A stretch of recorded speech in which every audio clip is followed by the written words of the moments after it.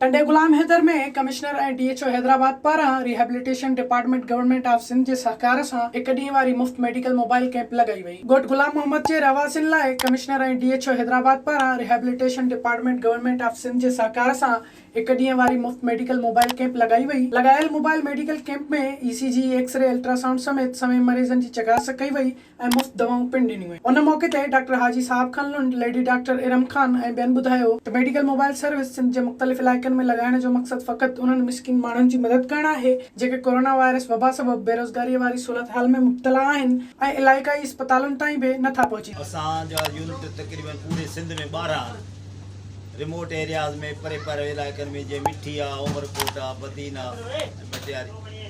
हीउ यूनिट बि जेको आहे सो सेवण में हुयो, पोइ DC हैदराबाद रुकेश ते हिते घुरायो आहे।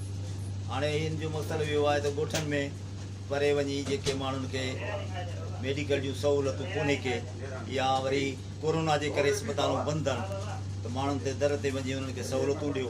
विज़िट कयो अवामी आवाज़ मीडिया ग्रुप जी वेबसाइट awamiawaz.pk।